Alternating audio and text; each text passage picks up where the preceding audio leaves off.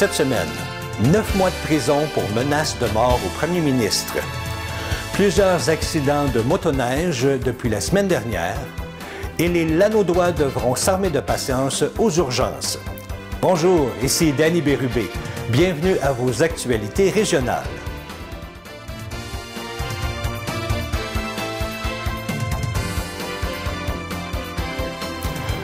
Bonjour à vous, j'espère que vous passez une agréable semaine du 13 mars 2023. André Tisseur, ce Joliettain ayant menacé de mort les premiers ministres François Legault et Justin Trudeau, a écopé de 9 mois de prison au palais de justice de Joliette. Il avait menacé les deux hommes politiques dans des vidéos haineuses en avril 2022. Il a plaidé coupable d'avoir proféré une menace de causer la mort et d'avoir reconnu avoir en sa possession une arme à feu. Le juge Normand Bonnin l'a condamné à 9 mois de prison. Il devra également suivre une thérapie de plusieurs mois. En plus d'une probation de 2 ans à la suite de sa libération, il ne pourra entrer également en contact avec un élu durant une période d'au moins 1 an. La semaine dernière, un individu très actif en matière de vol de véhicules a été arrêté par le service de police de Laval. Il avait commis plusieurs délits, dont 6 dans la MRC de Montcalm, 3 dans la MRC de Joliette et 1 dans la MRC d'Autrey, ainsi que sur des territoires desservis par des corps de police municipaux. Des accusations supplémentaires de fuite, poursuite, recel et vol de véhicules, dont des camions, seront portées au cours de la semaine en ce qui concerne les dossiers survenus sur le territoire de la SQ. Le suspect est Jeff Malo Watson, un homme de 34 ans sans adresse fixe. Les procédures judiciaires se poursuivent au palais de justice de Laval. La semaine dernière, plusieurs accidents de motoneige ont eu lieu dans la région, entre autres à Mandeville, où les services d'urgence ont été demandés sur le chemin du parc, près du chemin de la Cabane. Le conducteur a perdu le contrôle de sa motoneige et est entré en collision avec un arbre dans un sentier, soit le sentier 354.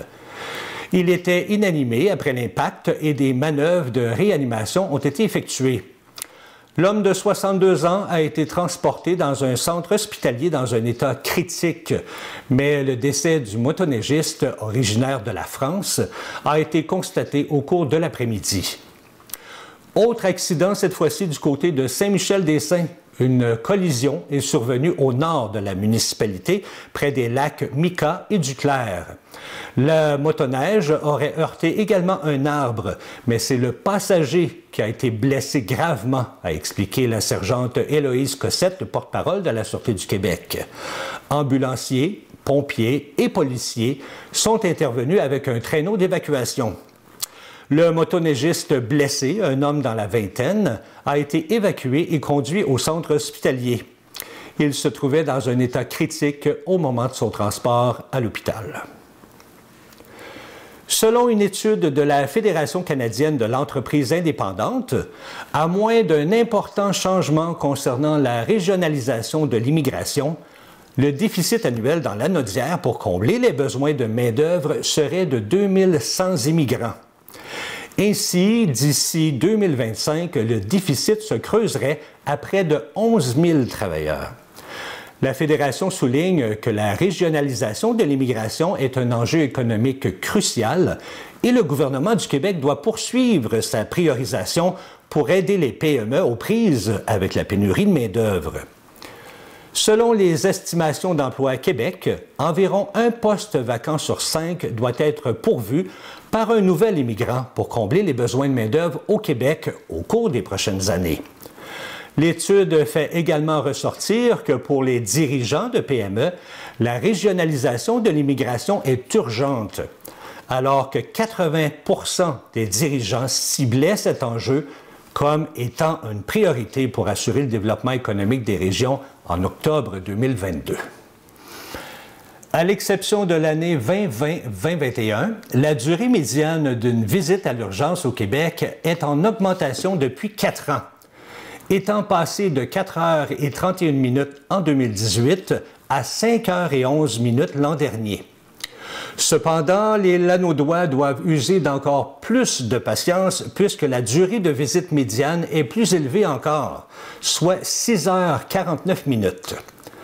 Avec ce résultat, la région se classe au 2e rang, derrière les Laurentides, de pires établissements de soins en termes de temps d'attente pour voir un médecin. C'est ce que démontrent les conclusions de l'étude au sujet de l'attente aux urgences publiée par l'Institut économique de Montréal. Les nouvelles données récoltées pour la région de Lanaudière font état d'une élévation du temps d'attente de l'ordre de 11,75 % par rapport à 2018. Des 2 hôpitaux du CI3S de Lanaudière, eh bien, c'est l'hôpital Pierre-Legardeur qui gagne le titre du pire centre de la région. Les usagers qui s'y présentent doivent s'attendre à une durée médiane de séjour de 7h56 minutes. Le fait qu'une visite aux urgences prenne désormais plus de 5 heures montre bien que notre système ne fonctionne plus, évoque l'auteur de l'étude et économiste Emmanuel B. Faubert. Par ailleurs, l'étude révèle que la proportion de patients sur civière qui attendent plus de 24 heures a aussi bondi de manière considérable. Ce serait le cas de tout près d'un patient sur 4, soit environ 210 000 patients à l'échelle de la province en 2022.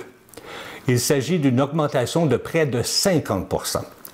La proportion de patients ayant passé plus de 48 heures aux urgences a quant à elle augmenté de plus de 200 %. Une conférence de presse a eu lieu au Centre multifonctionnel Desjardins, ici à Saint-Gabriel, vendredi dernier. Ce sont les boulistes de Saint-Cuthbert qui avaient organisé cette conférence au Boulodrome pour nous parler de la pétanque. Un sport pas juste populaire auprès des retraités en camping, mais aussi de vrais sportifs. On veut initier les enfants dès leur jeune âge à ce sport. Et pour ce faire, eh bien, on veut ouvrir une école de pétanque et on a besoin de commanditaires. On écoute M. Étienne Bertrand, président d'Action Loisirs Saint-Cuthbert, qui nous parle du projet, ainsi que d'une grande journée de pétanque qui aura lieu cet été à Saint-Cuthbert pour ramasser des fonds.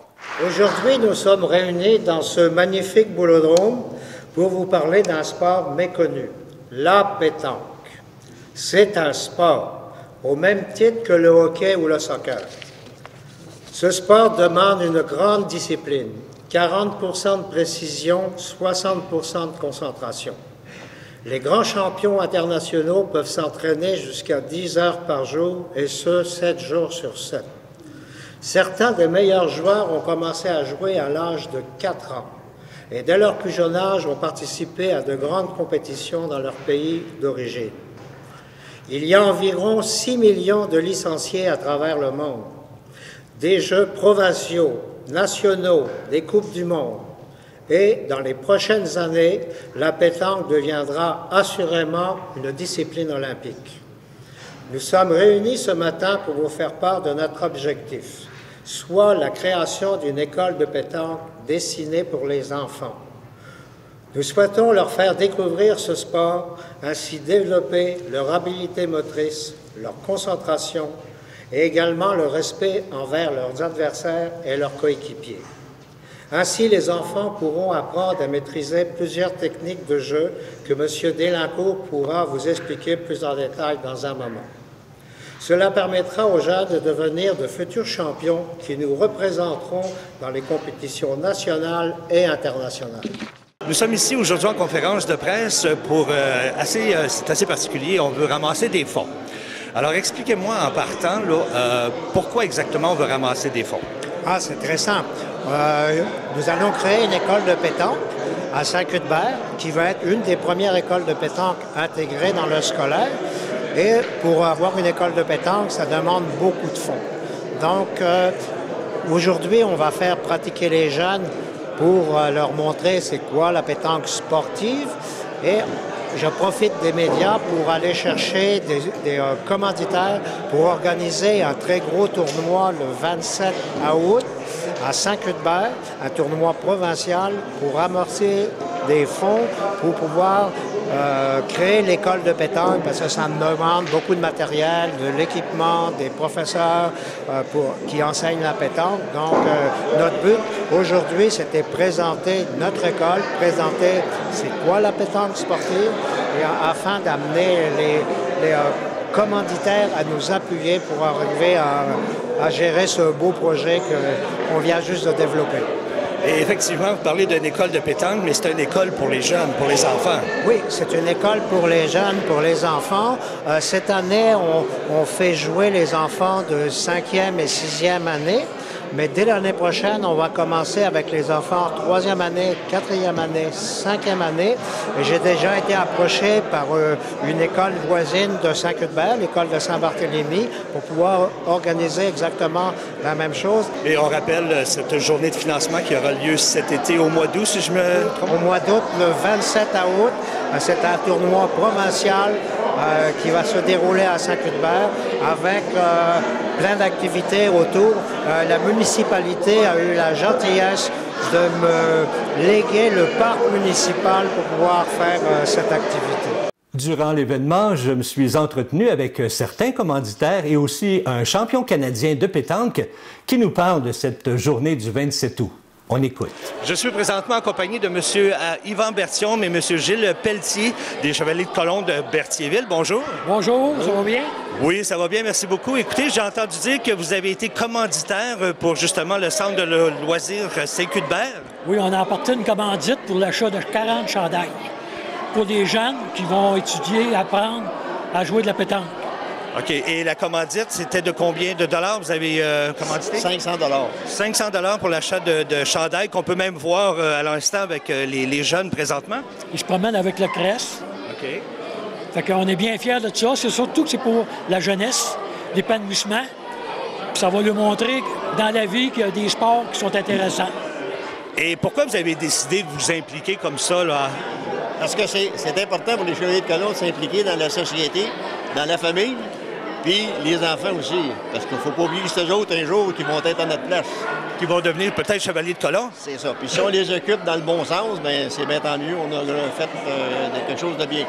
Je suis présentement accompagné de M. Jean-Michel Derlincourt, qui est champion canadien en pétanque. Bonjour. Bonjour. Vous êtes champion canadien en quoi exactement? Alors, j'ai été champion canadien tête-à-tête. J'ai été champion canadien doublette, triplette et au championnat de tir de précision. Voilà. Et vous êtes ici aujourd'hui pour représenter justement les champions du Canada. Ben, en fait, ici, j'ai été contacté pour justement une initiation à la pétanque pour les jeunes de cette école-là à Saint-Cuthbert. Et probablement qu'on va vous voir cet été, justement, à la journée de Saint-Cuthbert, le 27 août prochain? Oui, probablement que je viendrai jouer avec mon équipe à Saint-Cuthbert au mois d'août, oui, probablement. Alors, c'est une très belle image pour les jeunes. Merci beaucoup de vous impliquer à ce point et on souhaite que ce soit beaucoup rentable pour l'association, justement, cet été. On va essayer d'amener ces petits jeunes-là à faire des champions canadiens futurs. Et bien sûr, je ne pouvais pas passer aux côtés des principaux intéressés, les enfants, qui étaient très heureux d'être présents à l'événement. Je suis avec les élèves de l'école Sainte-Anne de Saint-Cuthbert. Bonjour. Vous êtes ici aujourd'hui pour venir vous amuser? Oui. Est-ce que c'est la première fois que vous jouez à la pétanque? Non. Vous avez déjà joué souvent? Oui. Non, pas souvent, mais je sens que tu vas aimer ça. Est-ce qu'on veut en faire une activité sportive régulière? Oui. Vous aimeriez ça? Oui. Et peut-être même aller aux Olympiques, on ne sait pas. Peut-être. On va commencer par pratiquer. Puis, est-ce que vous allez vous inscrire l'année prochaine pour jouer à la pétanque? Oui, sûrement. Bonne chance, oui. Ben, on vous souhaite une très belle journée, amusez-vous bien, puis peut-être qu'on va se revoir à Saint-Cuthbert. Bye-bye! On se souviendra de la terrible tragédie qui est survenue à la cabane à sucre Alcide Parent à Saint-Ambroise de Kildare en mai dernier. Un incendie avait ravagé complètement la cabane à sucre, vieille de 70 ans. Tout avait été incendié, allant de la moindre coutellerie jusqu'à tous les souvenirs d'Alcide. Eh bien, du côté de la famille, on n'a pas baissé les bras. On s'est plutôt relevé les manches et on a rebâti. En fin de semaine dernière avait lieu la réouverture de cette cabane à sucre culte. Eh bien, pour l'occasion, nous sommes allés rencontrer la gestionnaire de la cabane à sucre, la petite-fille d'Alcide Parent, Madame Caroline Parent, ainsi que sa maman, Madame Marcelle Parent. Bonjour, Madame Caroline Parent. Bonjour. Bonjour à sa maman, Madame Marcelle Parent. Bonjour. Bonjour, ça va bien? Ça va très bien, merci beaucoup. Écoutez, je suis ici aujourd'hui parce que c'était l'ouverture officielle en fin de semaine dernière de votre nouvelle cabane à sucre. On sait que la cabane à sucre, malheureusement, il y a eu un incendie l'année passée. Et j'aimerais que vous m'en parliez un petit peu parce que je ne sais pas si maintenant on est au courant de qu'est-ce qui s'est passé. Alors, c'était quand exactement et comment ça s'est passé? Ça s'est passé le 19 mai. Environ vers 7h, 7h15 le soir. C'est la sécheuse qui a décidé de faire un petit feu de camp. La chasseuse est partie en feu, puis ça a brûlé complètement. Tout au complet. Il ne restait plus aucune chaise, aucun couteau, aucune fourchette, aucune tasse. Il ne restait plus rien. On a perdu tous les souvenirs aussi. Oui, tous les souvenirs. De grand-papa, grand-maman, mes parents, mes oncles, mes tantes. On a tout perdu. Ça, c'est arrivé au mois de mai. À partir de ce moment-là, est-ce que vous avez dit, bien, pour nous, c'est terminé, ou bien non, on a pris un temps d'y penser? Oui, on a pris un temps pour y penser. Parce que c'est plus le même prix. L'inflation et tout. Fait que ça, c'est un gros, dur coup à prendre aussi. Puis de réinvestir. Tu sais, mes parents, eux autres, ils sont rendus à un certain âge. Moi, j'étais rendue aussi à un certain âge. Mais je ne me voyais pas autrement qu'avec la cabane à sucre. Là. Fait qu'à un moment donné, on a pris notre décision que... On s'est fait faire un plan en partant, là, puis on est allé le faire analyser, puis avec plusieurs discussions avec le contracteur, on était fini à un prix que ça nous a donné. Là. Puis ça, vous avez pris cette décision-là plusieurs mois par la suite? Oui, au mois de septembre. Au mois de septembre, on a décidé... parce qu'à un moment donné, on s'est assis, puis on dit, là, on fait quoi? Parce que le mois de mars arrive, là, tu sais, on n'a pas toujours... Puis là, bien, à un moment donné, on a enfin discuté avec le contracteur. On a dit, OK, on donne le go. Ça, c'est au mois d'octobre. Ça, c'est au mois d'octobre 2022. Oui. Cette cabane-là qui vient de votre grand-père, ça date depuis plusieurs années. Oui, 1954. Là, je l'ai su, j'ai fait plusieurs recherches. Puis j'ai vu que la première année, c'était en 1954. Fait que quand c'est ouvert dans le temps des sucres, vous ouvrez combien de semaines durant l'année? Nous autres, c'est 2 mois pleins. On commence à fin février, on finit à fin avril. C'est 7 jours sur 7, du lundi au dimanche. Et est-ce que c'est seulement ouvert pour les sucres ou vous faites d'autres choses durant l'année? Non, on fait... Durant l'année, c'est les sucres qui prévoient. Mais durant la saison non estivale, c'est des repas de noces, des cimetières. Des réceptions, on fait des noces, des pichets de dinde. On fait de tout genre. Bon, qu'est-ce qu'on peut vous souhaiter pour les prochains mois ou la prochaine année? Une bonne année. Une bonne année. Mais tu sais, de retrouver toute notre clientèle. Parce que, tu sais, j'ai eu des très beaux témoignages sur Internet. Ça, c'était vraiment, ça c'est venu me toucher. Même, ça m'a donné un gros coup de pouce pour me reconstruire, tout le témoignage que j'ai eu. Puis quand on a annoncé qu'on se reconstruisait, c'était c'était vraiment beau sur Internet. Le monde t'appelle, puis mais, c'est merveilleux, c'est merveilleux, c'est merveilleux. Bien, oui, ça paraît pas, mais il y a des... Mettons, ça a commencé par grand-papa qui venait ici. Là, après ça, grand-papa a emmené ses enfants. Ses enfants ont emmené leurs enfants. Les enfants ont emmené les enfants. Fait que là, c'est rendu 3-4 générations, puis c'est rendu une coutume. Là, c'est une tradition. Il faut aller chez Alcide comme dans le temps de grand-maman. Fait qu'on embarque un peu dans la famille de nos clients. Puis ils viennent nous jaser, ils viennent nous voir. Nous autres, on parle à tous nos clients. C'est le fun. J'imagine qu'en fin de semaine, il y a eu beaucoup de monde qui sont venus vous voir pour une première. Bien oui, il y en a qui ont réservé premier établi à 10h30 le matin. Ils ne voulaient pas passer à côté de ça. C'était vraiment beau, c'est vraiment le fun. Je vous invite à regarder cette très belle entrevue dans son intégralité avec Mme Caroline et Marcel Parent sur le site de CTB-TV. La Chambre de commerce du Grand Joliette, en collaboration avec la Corporation de développement économique de la MRC de Joliette, sont heureuses d'annoncer le retour de la Journée de l'emploi. L'événement aura lieu le 18 mars aux Galeries de Joliette de 9h à 17h en marge du salon Rendez-vous Commerce. La pénurie de main-d'œuvre se fait encore bien sentir chez les entrepreneurs de la MRC de Joliette qui doivent multiplier leurs efforts de recrutement afin de combler les différents postes vacants. Selon Mme Jade Poitras-Bessette, directrice générale de la Chambre de commerce du Grand Joliette, il apparaît primordial de leur offrir une vitrine publique afin de pouvoir recruter de nouveaux personnels, à même l'achalandage des galeries. L'événement permettra à un peu plus de 40 entreprises d'avoir un comptoir de recrutement pour cette seule journée de l'emploi dans la région de Lanaudière. Les entreprises qui désirent participer à cet événement peuvent réserver leur kiosque en ligne dès maintenant. Pour souligner en grande pompe son retour à Saint-Gabriel et afin de donner un avant-goût de sa 7e édition qui se déroulera en juin, le Festitrade organise dès maintenant le show des retrouvailles avec Artifaille et Bacchus le 7 avril prochain dans le cabaret de la salle Jean Coutu du Centre sportif et culturel de Brandon. Ainsi, après une annulation en 2020 due à la pandémie de COVID-19, une édition virtuelle en 2021 et une édition en présentiel en sol Matalois en 2022, eh bien voilà que le Festitrade sera de retour au Bercail pour la présentation de sa 7e édition qui se déroulera les 1, 2 et 3 juin prochains à Mandeville et à la ville de Saint-Gabriel. Le dévoilement de la programmation complète et la mise en vente des billets pour la 7e édition du Festitrade aura lieu quant à eux à la mi-avril. Mais d'ici là, le Festitrade vous convie donc à son show des retrouvailles le 7 avril prochain avec Bacchus et Artifaille. Les billets au coût de 35 $ sont présentement en vente au www.festitrade.com. La Bibliothèque de Saint-Damien célèbre les femmes tout le mois de mars avec l'exposition Femmes exceptionnelles. Cette dernière invite à découvrir 15 femmes représentées sous la forme de personnages crochetés qui ont marqué l'histoire ancienne et contemporaine. De Cléopâtre à Greta Thunberg en passant par Eugénie Tellier et Pauline Marois, ces femmes exceptionnelles, confectionnées par Diane Groux, ont été choisies pour l'héritage qu'elles ont laissé et l'impact de leur implication. Les visiteurs seront donc invités à déduire, à l'aide d'indices et de descriptions à lire, les identités des différentes poupées.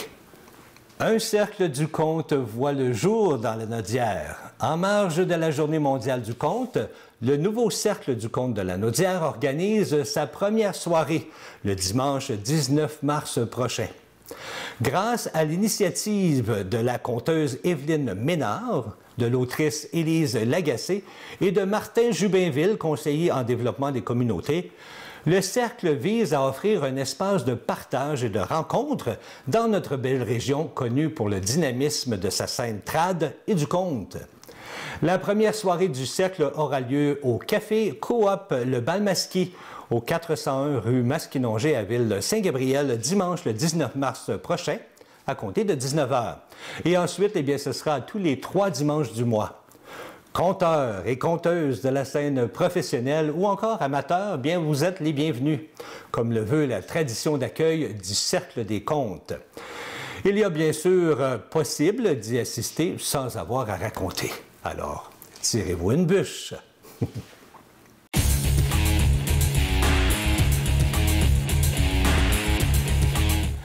La 28e édition du championnat jeunesse NORAM de ski de fond Québec s'est tenue à Saint-Gabriel-de-Brandon du 25 au 27 février dernier. Il s'agit d'une des plus grosses compétitions du genre et elle rassemblait 391 athlètes âgés de 10 à 14 ans. Il y avait également sur place plus d'une centaine d'entraîneurs et d'accompagnateurs. Il y avait des clubs de partout au Québec, mais aussi du Nouveau-Brunswick et de l'Ontario. Le club défi de l'école Thérèse Martin a d'ailleurs bien performé lors des compétitions. De plus, l'équipe officielle du club s'est qualifiée pour la finale en relais. La série demi-finale 4 de 7 opposant Saint-Gabriel et Vaudreuil-Dorion s'est poursuivie en fin de semaine dernière. Tout d'abord, le samedi 11 mars, les Loups rendaient visite au Hockey Expert à l'Arena de Vaudreuil-Dorion. Tirant de l'arrière 2-0 dans la série, le Hockey Expert a disputé son meilleur match de la série pour l'emporter 5-2. Les locaux ont distribué plusieurs mises en échec et ont largement dominé la rencontre sur le côté robustesse. Le lendemain, dimanche 12 mars, les Loups se devaient de l'emporter s'ils voulaient conserver l'avantage de la glace. Eh bien, les hommes de Rémi Harrison prennent les devants 2-0 après 40 minutes de jeu. Mais les visiteurs créent l'égalité en inscrivant 2 buts au cours des 30 premières secondes de la 3e période. Heureusement pour les Loups, Chipper Fazer compte 2 minutes plus tard pour redonner l'avance aux siens. Les Loups l'emportent finalement 5-3 pour prendre les devants 3-1 dans la série. La prochaine rencontre aura lieu le samedi 18 mars à Vaudreuil-Dorion à 20h et, si nécessaire, les Loups recevront les Hockey Experts le lendemain, dimanche à 15h à l'Arena Family Prix de Saint-Gabriel. Voilà, c'est ce qui complète vos actualités régionales. Eh bien, si vous avez été témoin d'une nouvelle, faites-nous le savoir en nous écrivant à CTB-TV. Cette semaine, ne manquez pas l'émission Au cœur de l'artiste. On reçoit le duo Bianca et Jean-Guy. C'était Danny Bérubé pour vos actualités régionales. Bonne journée!